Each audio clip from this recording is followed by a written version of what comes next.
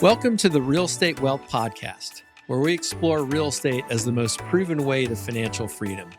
Join us for insights with leading experts and discover how vibrant health and an abundance mindset are the keys to true wealth.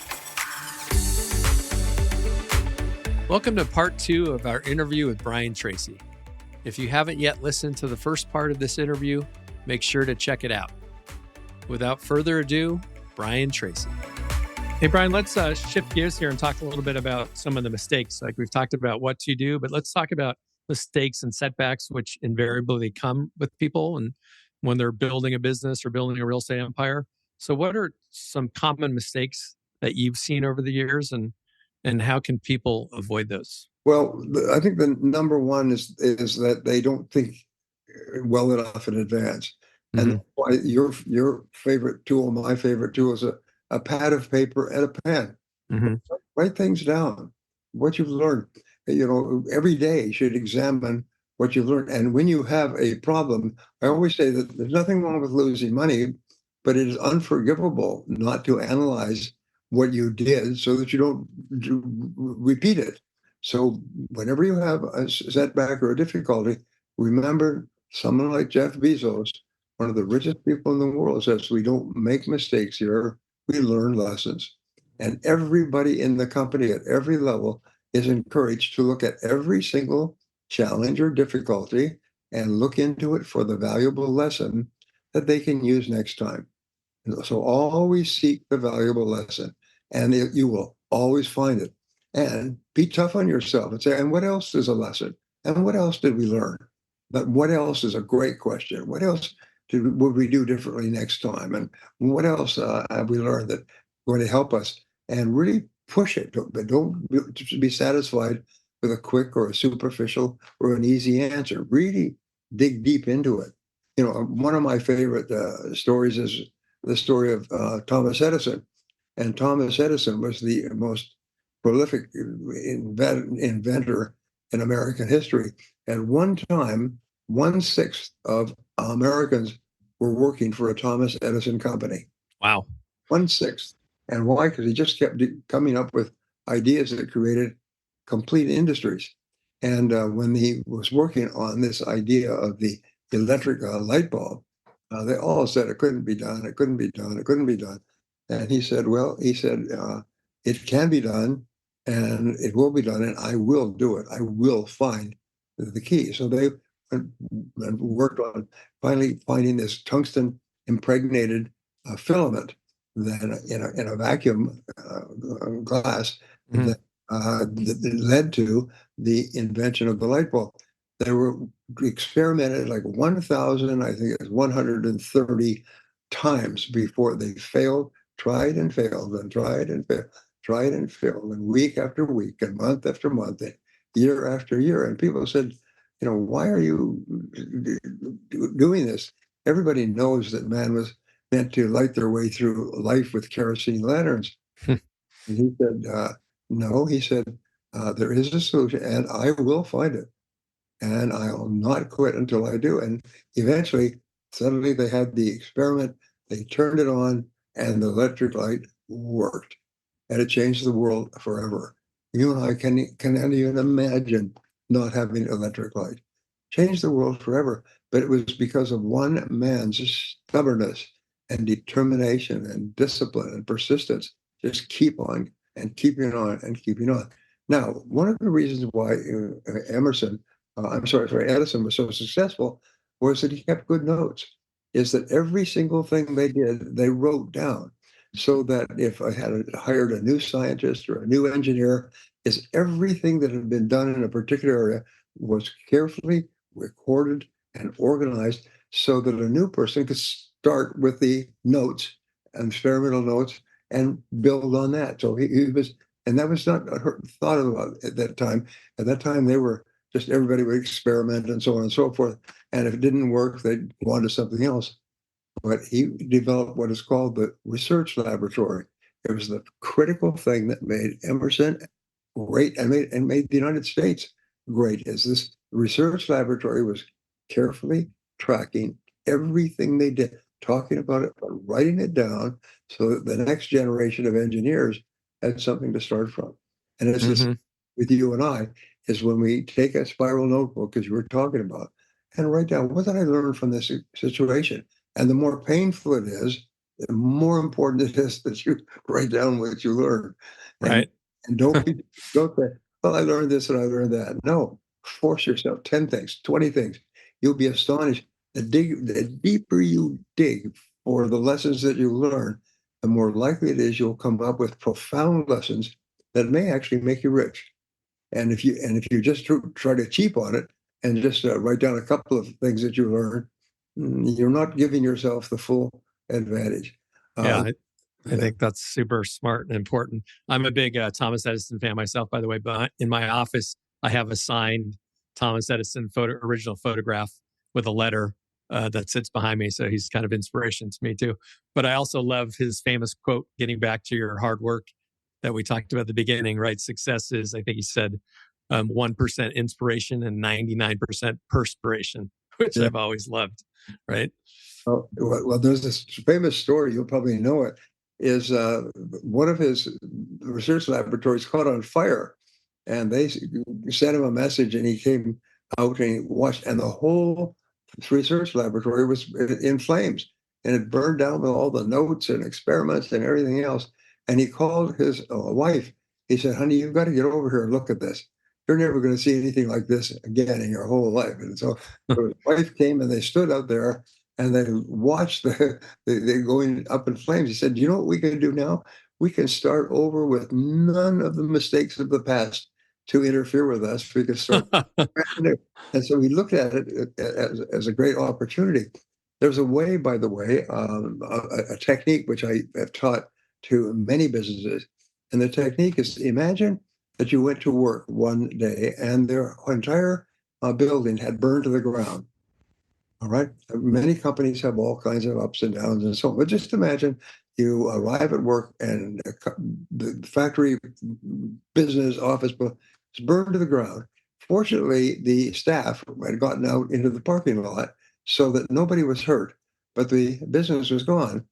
However, there was a good piece of luck is across the street was a new building that was unrented, unleased, and you could go and walk across the street. And this is the key. It's called the walk across the street method. You could walk across and start over again. Now, if you were going to do this, this very important thinking tool is what products or services would you want to get up and into the market as quickly as possible? What customers would you contact? What would you do first? What would you do second? What would you want to get moving fast? Because you've got to get started. You've got to generate sales and revenues and so on. And that's the first part. And second of all your staff have been safely evacuated from the building. Which of your staff would you take with you to the new building? And which would you leave in the parking lot? And this is really, really important. This is called zero-based thinking. If you were starting over from scratch, what would you do more of? What would you do less of? What products or services would you continue to offer? What products or services would you no longer offer?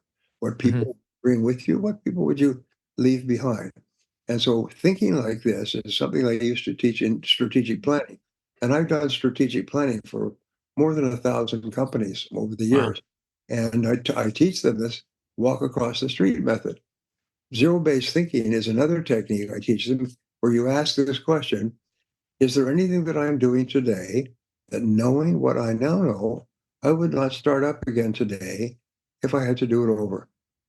Zero-based thinking, I learned that from Peter Drucker many years ago, is draw a line under everything you've done in the past and imagine you're starting over brand new. Is there any product that you no longer bring to the market?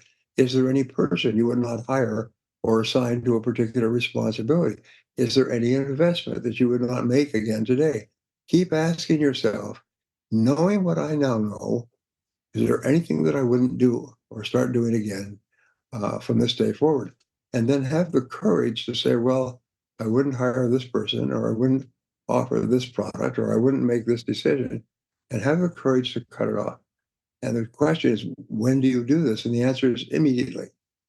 There's an interesting thing. One of the biggest mistakes that people make is they hire the wrong person, and then they keep the wrong person, and so on. So one of the rules you ask is there anybody that's working for you that, knowing what you now know, if they walked in the door today, you would not hire them and put them in their current position? And if there is, then how do you get rid of them and how fast? And the rule is the very best time to fire a person is the first time it crosses your mind, which is an interesting thought because you'll find that what will happen, it'll cross your mind.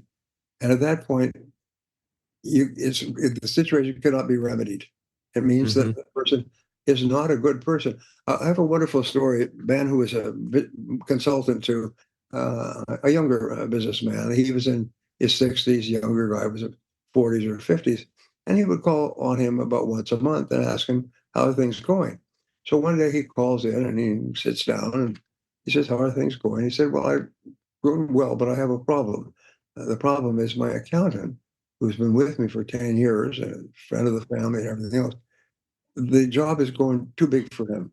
Our company is big. We have an enormous number of activities. He just simply can't handle it. He said, so what are you going to do about it? He said, well, I'm going to have to let him go. Although it's going to be very painful, I'm going to have to let him go because I've got to get someone in there who is competent in dealing with a larger business. And he said, when are you going to do that? He said, well, I was thinking maybe at the end of the month. And he said, well, if you've decided to do it, this is the older man advising the younger man, if you've decided to do it, why are you going to wait till the end of the month? And he said, you're right. I should do it on Friday. Do it at the end of the week. And he said, well, if you've decided to do it, why are you going to wait till the end of the week? And the businessman said, you're right. I should do it now. And so he got up. He said, wait here. And he went to the office of his friend and accountant.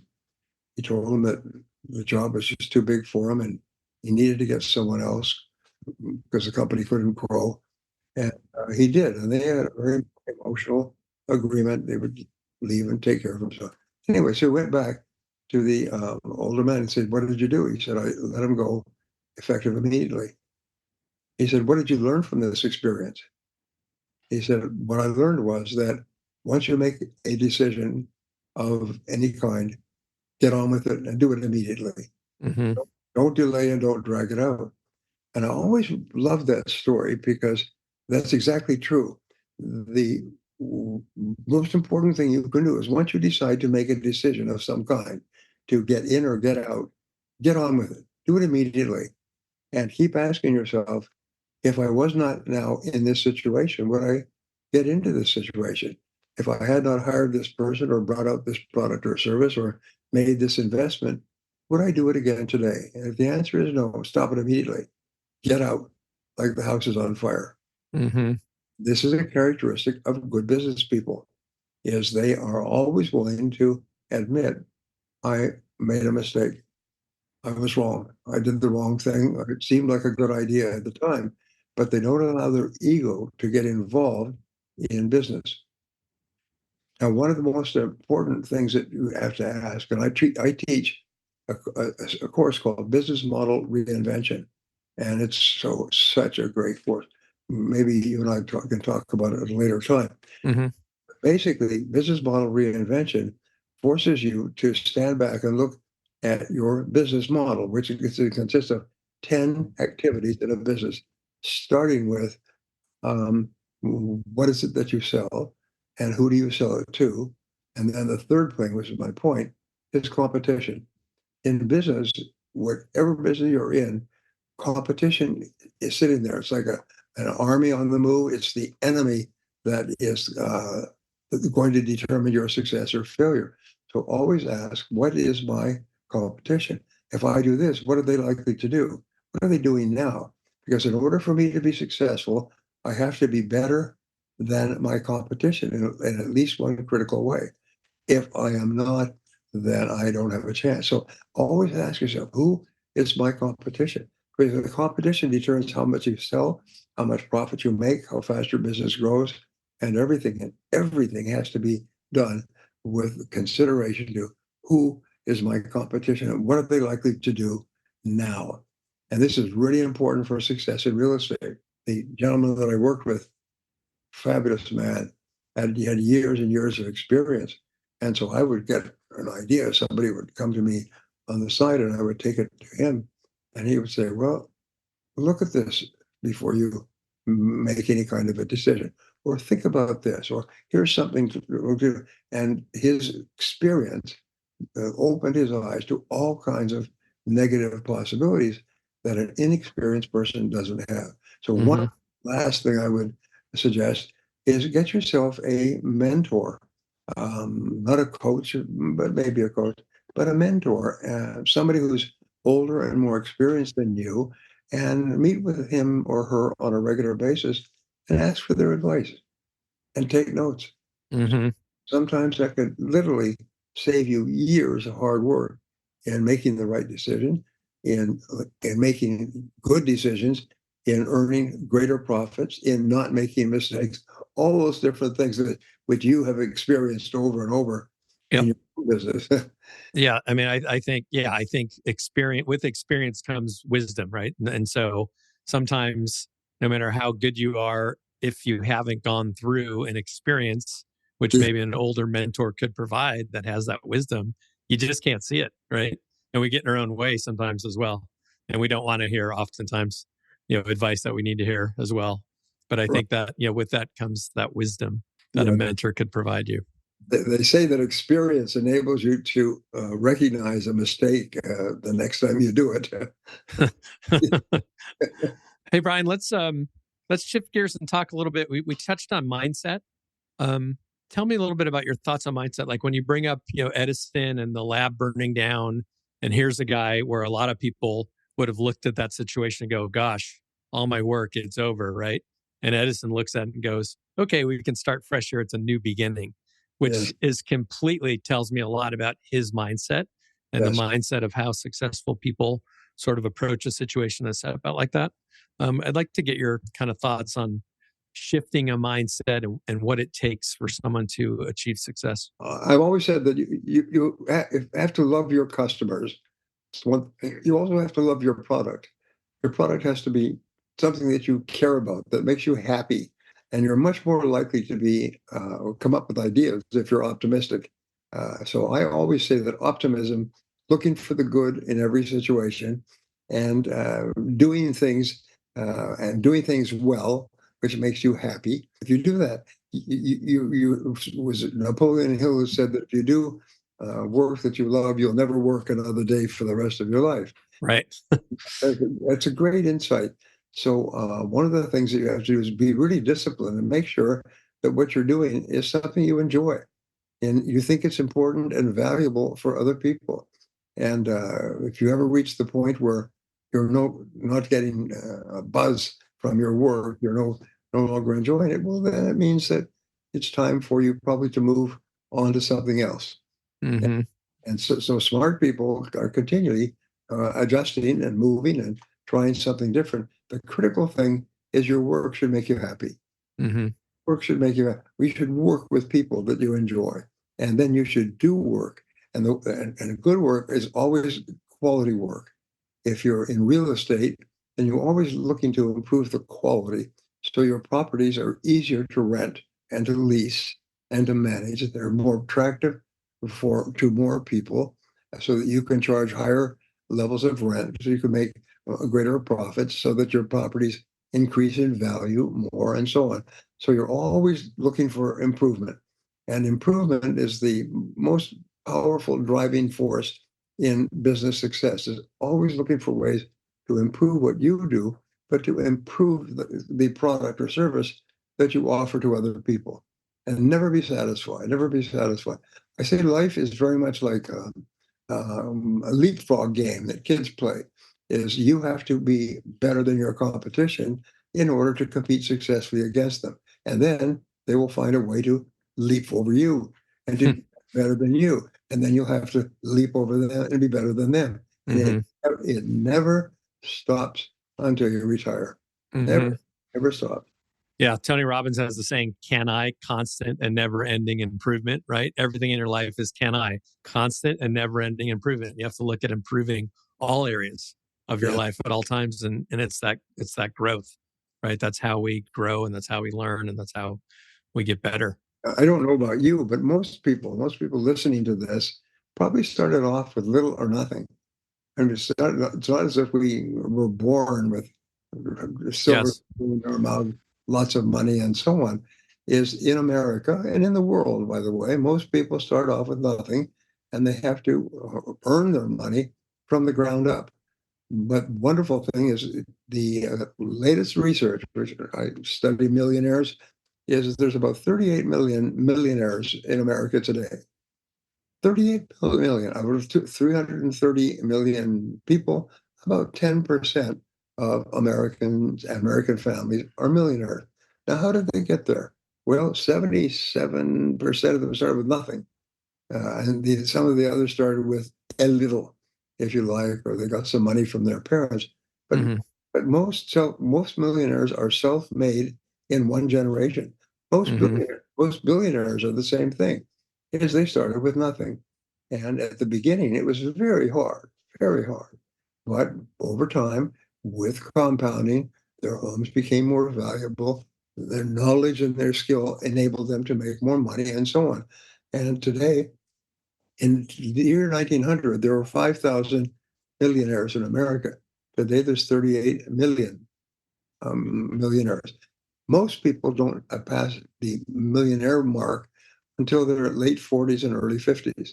In fact, they find that the number one year when people become millionaires is the age of 55. Recent study in Wall Street Journal, 55. And so people think, well, I want to be rich quickly. Get rich slowly. Just learn, upgrade your skills, because wonderfully enough, that one-liner, the first million is hard, the second million is inevitable. And that's what I found. I mean, I was struggling and worked right up into my 50s, and then everything started to click. All the previous knowledge and skill and mistakes and building credibility and friendship with financiers and bankers and so on, is it all started to click. And you earn more in the next 5 years than maybe you've earned in the last 25 years. Yeah, Brian, I grew up in a very working class environment, south side of Chicago. My dad was an immigrant from Italy. He was a bricklayer and then started his own company. So I grew up in a very working class, blue collar environment. My father, to his credit, over time kind of became the millionaire next door, because he was always big on, it's not how much you earn, it's how much you keep. And so compound interest became his friend, over the years. But, we grew up very working class, Sears tough skin jeans that I wore for 3 years until they were too short, environment. And I remember as a kid in high school, the town we lived in had a little river behind it, and something happened with the levee, and it flooded. And so the town, or at least the few block radius where we lived, completely flooded, was underwater. People were bringing boats out and like rowing up and down the street, waddling through this dirty water, which I was like, what are they thinking? And this was me as a high school kid. I remember, I think I was reading like a W. Clement Stone book, or maybe Napoleon Hill, sitting in a lawn chair in my driveway, looking at sort of this chaos madness going on, just thinking like, I got to get out of here. There's a better path for me, right? And so fortunately, I had the opportunity to go to college in San Diego at USD, and that really was the beginning of life changing for me. Wonderful. Brian, let's talk a little bit about goal setting. I am a huge fan of setting goals, and I'll tell you a little story that's might be interesting to you, which I don't share very often. But when I got out of college at USD, I went into the commercial brokerage space at CBRE, selling apartment buildings, and I had a couple of years of success. I was in my mid 20s, 25, 26, and then the S&L crisis hit. And sort of overnight, I found all of my clients were losing buildings, right? All of the banks and S&Ls at the time were going back. The RTC was created. And basically, the whole industry was completely disrupted. Here I am at 26 and running out of money, building up credit card debt.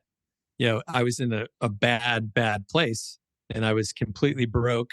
I remember I had probably at the time maybe $8,000 worth of credit card debt. which really seemed insurmountable back then, to the point where I actually had met with a bankruptcy attorney thinking Oh, like, gosh, is okay. this my only way out? And this is a 26-year-old kid thinking like, is this my only option out? Which thankfully I didn't pursue that route, but I did think about it because I felt like, well, there is a way out of this situation. It is temporary. I'll figure it out. And I don't want to jeopardize my credit for the next 7 or 10 years, right? Yes. For something that small. And it was about that time that I came across your goals program. And so I'll never forget, it was, like a rainy Saturday morning. I was at a very low point financially, emotionally, in every way. I was distraught.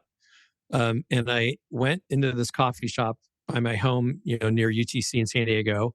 And I sat there and I was listening to your program. And I basically just started writing goals. And I wrote and I wrote and I wrote for about 5, 6 hours in that coffee shop. And I basically kind of laid out, okay, here's my life over the next 20, 25 years. From the, what are you going to do in the next 6 months, 1 year, 5 year, 20 years plus? And I mean, I put down, I couldn't even pay off 8,000 credit card debt at the time. And I was writing goals like, I will be worth over $50 million. I will have over $1 million of passive income. I will own over 1,000 apartment units. Pretty audacious goals for somebody in the situation at the time. But, Yeah. like you teach, you have to dream big and there's no obstacles and you just let it flow, right? And so now it's amazing. Like I still have that list that I wrote. This was, in the early 90s. And it is astounding, Brian. It is astounding to me of the things on that list that I now have achieved and are part of my everyday life. It's really wild. So I am a huge believer in goals and written goals. And my wife and I still every year at the beginning of each year, we go away somewhere. And the trips have gotten better as the goals have come into fruition. We go away somewhere, usually pretty nice, and we'll sit down and we'll write our goals out for 3, 4 days on a beach somewhere. We'll do family goals, goals for our kids, etc.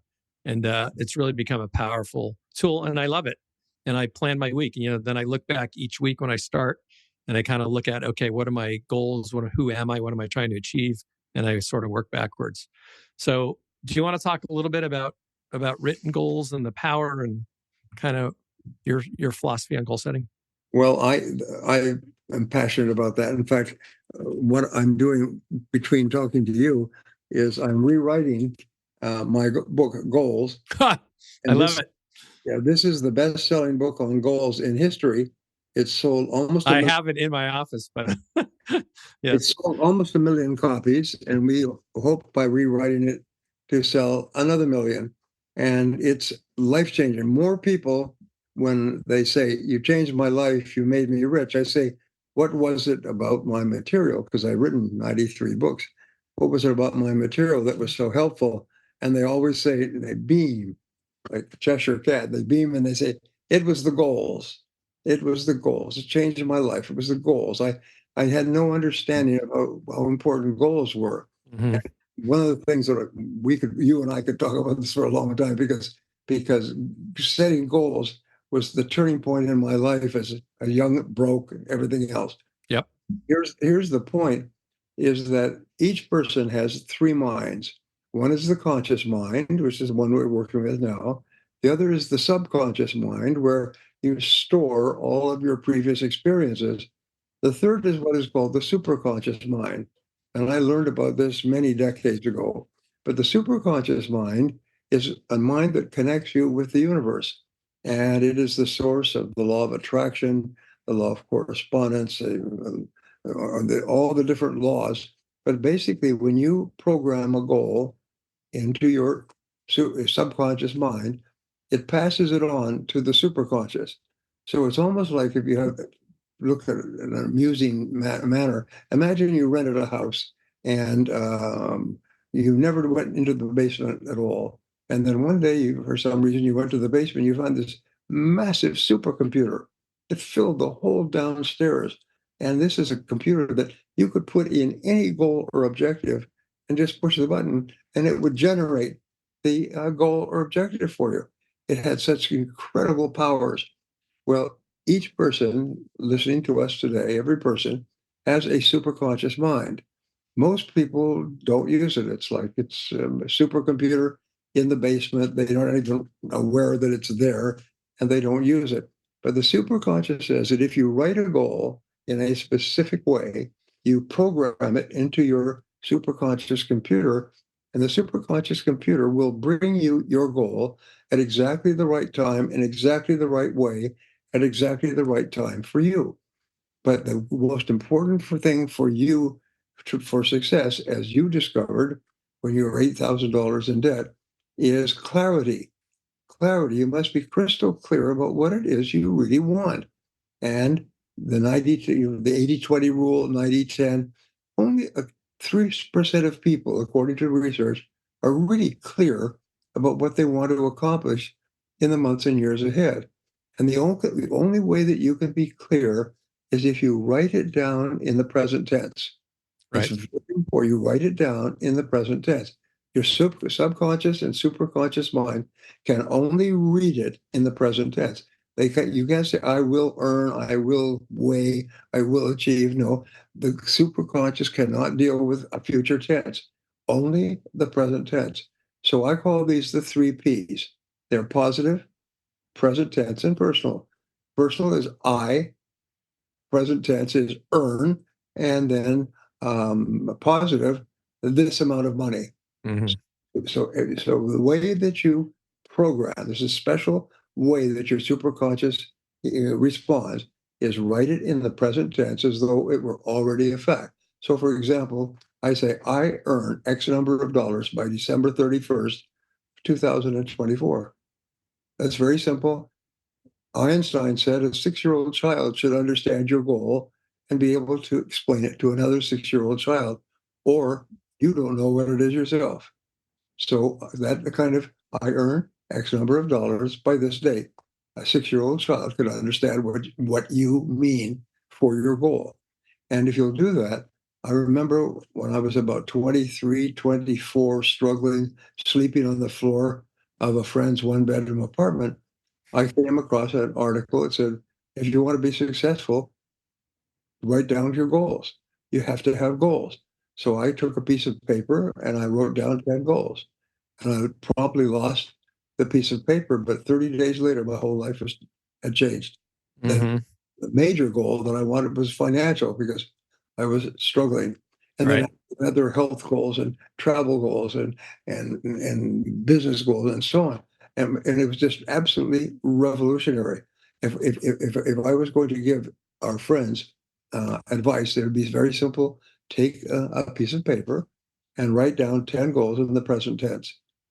And then what I do is I encourage people to use a spiral notebook. I'll show you mine because I use it all the time.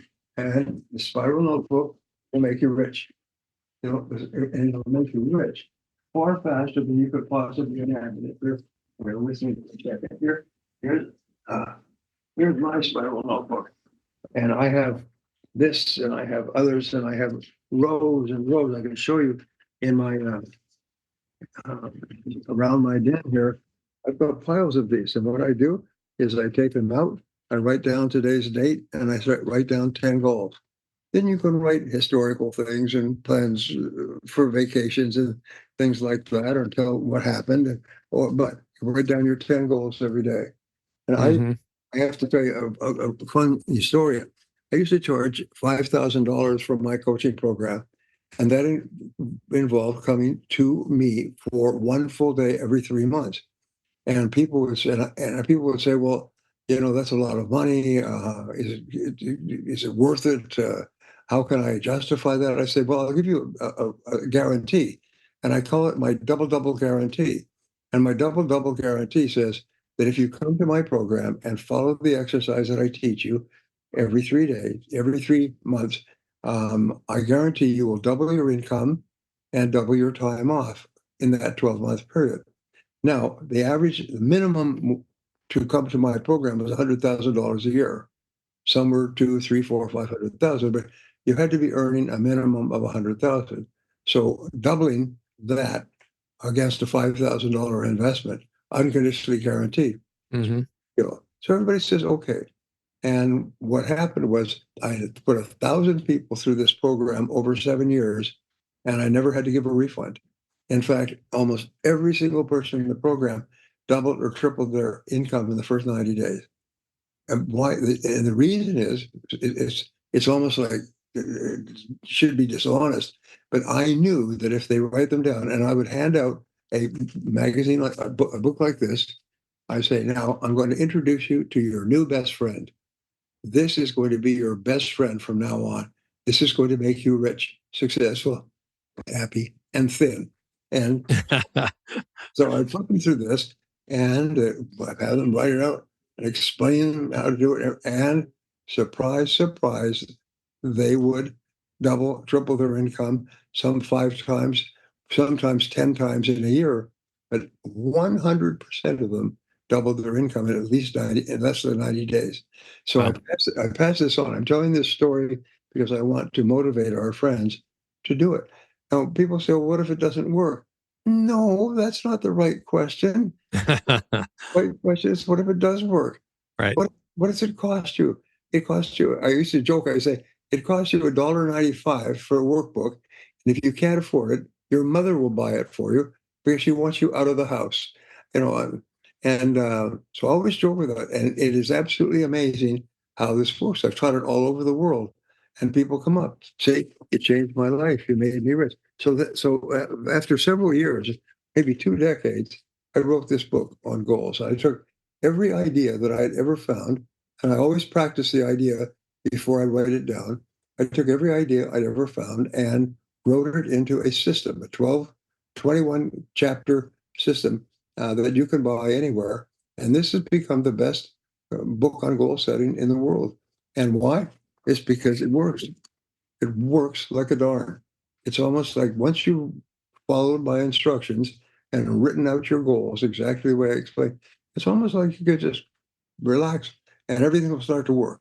Everything starts to work. Your life works. You meet people. You talk to people. You see articles, and it's almost like you've heard, of course, the law of attraction, where you set up a force field of energy that starts to attract into your life all the people and resources that you need to achieve the goal. Right. Like somehow the mind has almost a magnetic pull, if you will, right? Yes. Brian, like you talked a little bit about the superconscious or subconscious, I guess they're slightly different. So, I mean, how do you explain? Because it is amazing. And I completely agree with everything you're saying. And when you state things in the present tense, right? I am, worth X, or I am, fit and healthy. The brain does figure out a way to achieve it because it wants to be right. I think right in a weird way. Or like, is there an explanation? Have you studied anything about the superconscious mind and sort of how we're able to attract things like that? The expression in psychology is called cognitive dissonance. Mm-hmm. And if you can imagine 2 cymbals clashing, bang, dissonance that creates a noise, what happens is your income today is, let's say it's $100,000 a year, and you write down, I earn $250,000 by the end of this year. Well, that creates a clash where you are today and where you are saying you are. And so you're saying you earn 250, but the reality is you're only earning 150.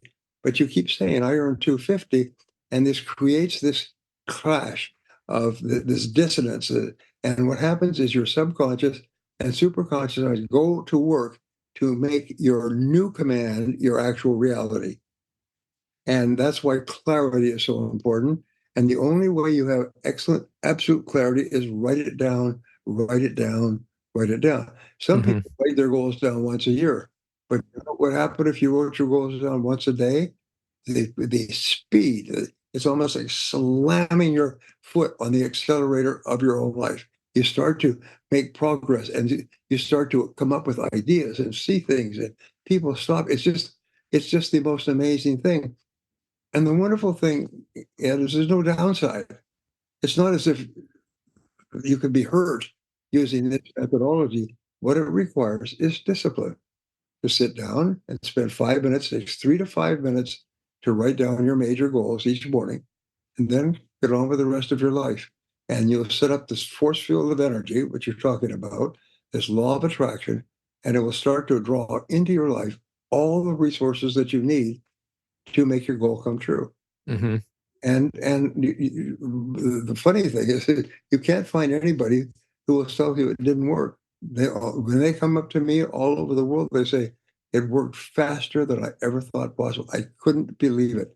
And the coincidences that take place are really remarkable. As you run into somebody, a friend calls you who you used to know in school, and they're doing this, or you see an article in a newspaper that's doing that. I mean, you just have to sort of be like a child in Disneyland. You're just walking around where, wow, this is really neat. Well, what starts to happen in your life is really neat. Health goals, family goals, college goals, car goals, Hmm. exercise goals, travel goals. I mean, Right. It's just it's as if you unlock a part of your brain that now recognizes opportunities that yeah, were always there, but you can see them, quote unquote, before, right? right.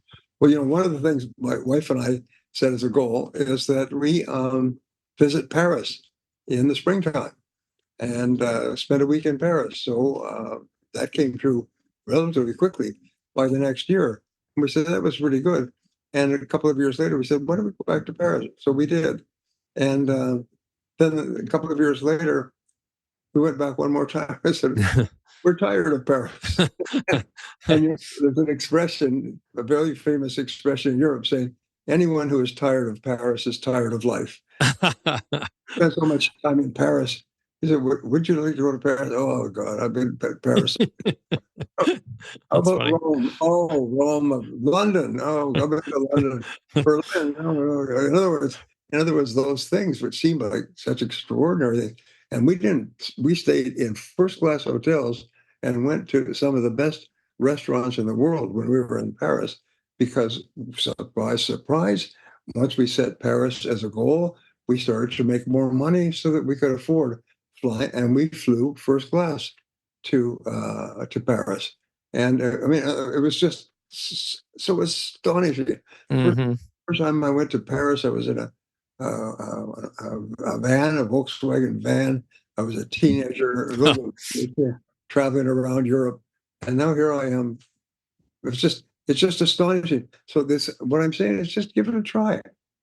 Just give it a try. And here's the interesting thing: is the more confident you are that you're going to achieve the goal, the more relaxed you are about it, the faster it comes true. Hmm. Yeah, you just have to believe. Brian, let's talk a little bit about leveraging time. You've written a lot. You've taught a lot about time management. Is kind of a big theme in the work you've done. How can people better leverage their time, right? Because you always hear like, I don't have enough time to work out. I don't have time for X. But the fact is, we all have the exact same 24 hours in a day. You Yeah. do, I do, Jeff Bezos does, Elon Musk does, and they get a lot more done than I do. Yes. Um, so let's talk about leveraging time and how people can best do that. Well, this is one of the most important things in the world because I always say that you have two primary resources: time and money. And Hmm. and when you start off as a young person, you have lots of time and very little money. Now, your job is to change the ratio, is to change it so that as your time passes, you have maybe less time, but you have more money. Now, time and money can be either spent or it can be invested. If you spend it, it's gone forever. Like if you waste your time and you entertain yourself and spend it on recreational activities, it's gone forever. But if you invest your time, you can turn it into knowledge, skill, ability. If you invest your money, you can turn that into eventually a fortune over time.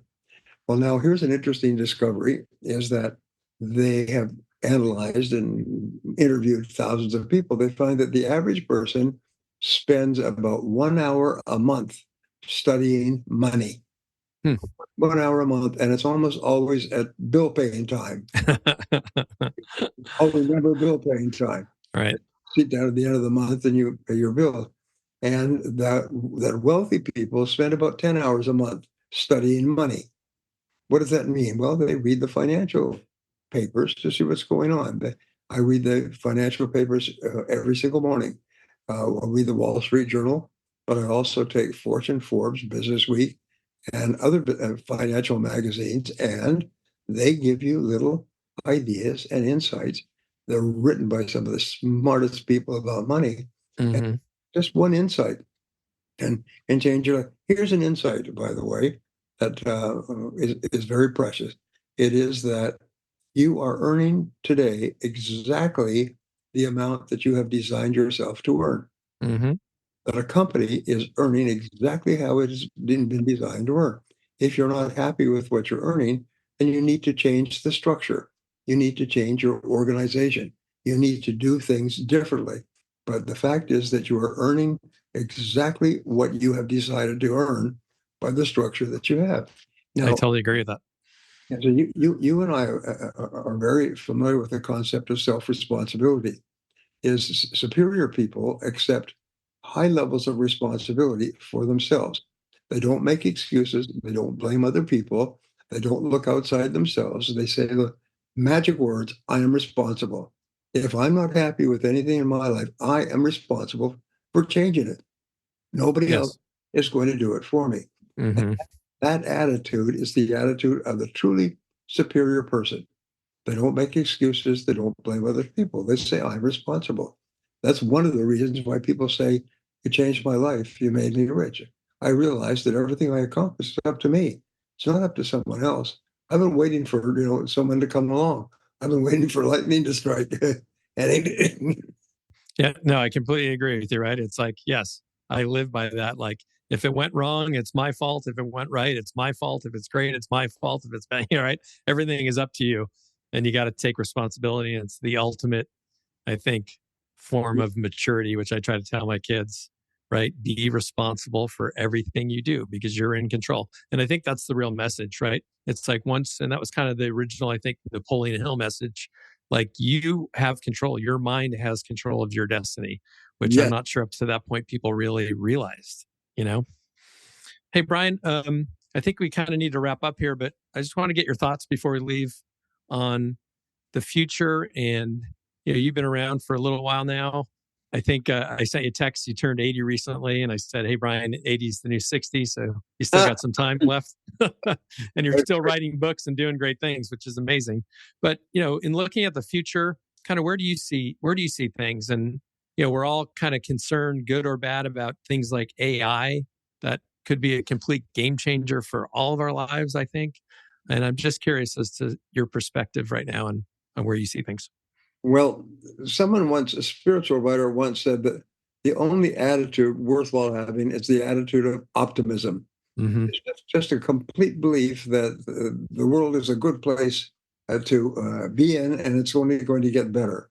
We here in America are so blessed. We have the most entrepreneurial country in the world. We have people coming legally and illegally from all over the world to want to be here to Mm-hmm. just get a piece of the action, just to have an opportunity to perform. One of my friends is one of my friends still now is William Bennett, who was the Minister of Education in the Reagan years, and he was talking to a high school class in Chicago, and one of the students said, "Mr. Bennett, how can you tell if a country is a good country or not? Because there's all these negative articles and stories about why America's got all these problems." And he said, "Well, it's very simple." He said, "Just open the gates and see which way the people go." And here, Well, if that's the case, we have the greatest country in the history of mankind based on the influx we got going on right now, right? absolutely. Now, here's another thing is that people will come here both legally and illegally, but we take in legally in the United States more immigrants than all the other countries in the world put together. Hmm. And now, with the situation on the southern border, it's millions more than Right. we expected. This is a wonderful country and a wonderful time and place to be alive. This is the best it's ever been in all of human history. There Mm-hmm. are, there are no limits. We have a wonderful legal system that protects us. We have a wonderful banking financial system. Everything is great. And so therefore, it's the question, is the glass half full or the glass half empty? And our glass is half full. This is a wonderful thing. So anybody who's watching you and I talking, we both have the same attitude, is this is the greatest time in all of human history to be alive. You can accomplish more today than has ever been possible, except for next month and next year and 5 years from now. And so that's how you get up every morning and say, wow, this is the greatest time, the greatest place to be alive. I think that's terrific, and I completely agree with you. Hey, Brian, one final question, if I can. You know, could you describe your legacy to me? I mean, you've done a lot for so many people. You've taught for decades. You've enriched the lives of millions of people, literally. How would you most like to be remembered? Well, I fell in love with personal development many years ago, decades ago. And I spent hundreds, thousands of hours studying some of the intricate things that we've talked about. And my goal at that time was very selfish. I just wanted to use these ideas on myself. I wanted to improve the quality of my life and that of my wife and that of my children. But then I got this idea that I could multiply myself with books and audio programs and videos and put them into multiple languages. My programs are now in 55 languages. Wow. There are people all over the world who train on video in their language with my programs, with workbooks and everything else. So my goal, I have what I call an attitude of gratitude, and is I am so grateful for the wonderful things that have happened to me in my life, and I just want to share them with as many people as possible, and with no limits. So that's what I do. I think of a book. I think and I've written 93 books, but I think of a book that would appeal to at least 1 million people, at least 1 million people. And don't hit bullseyes every time, but it's astonishing how many millions of people have read some of my works or listened to them and actually changed their lives in a positive way. So that's my great goal in life, is to help as many people as possible and to leave a legacy of books and tapes and programs that other people can then take. One of the things I want to do is shorten the amount of time that it takes for individuals to fulfill their potential and to achieve their goals.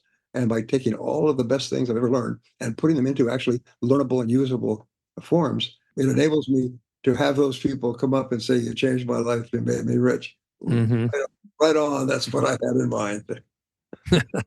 Well, I think you will definitely leave that legacy and have changed a lot of people's lives. So thank you for that. And Brian, just thank you for joining me today on the show and sharing your invaluable wisdom and insights. And I believe our audience will be both motivated and inspired to pursue their own success journeys by applying some of the principles that we spoke about today. What's the best way to find you, Brian, these days? If somebody wants to learn more about your work. bb@briantracy.com. I have a company, business, all kinds of staff working at different levels, but just basically Brian Tracy, Brian bb@briantracy.com. Or just your website, briantracy.com. It kind of has all your stuff on it too, right? Exactly. And there's an enormous amount of free stuff there too, because when I started off, I couldn't afford anything. So I try to make a lot of stuff free that you use. And then there's other stuff that you can buy, but you don't have to. Okay. Yeah, no, there's some great stuff on your website. I've been to it. Well, thank you again, Brian. I appreciate you spending all the time with you today, and God bless you. Take care. Thank you, Ed. We'll talk again. I hope today's show inspired you just a little bit, and I would like to thank my guests once again. I'm excited to bring you more episodes with interesting and informative experts to help you navigate your way to wealth and health. Thanks for listening to the Real Estate Wealth Podcast. The Real Estate Wealth Podcast is produced by Truthwork Media. Our producer is Seth Creekmore, with support from McKenna Smith. For show notes and more information about this podcast, visit edaloe.com. For more information about CalCap Advisors, visit us at calcap.com or follow us on Twitter at CalCap Advisors. I'm your host, Ed Aloe, and thank you for listening.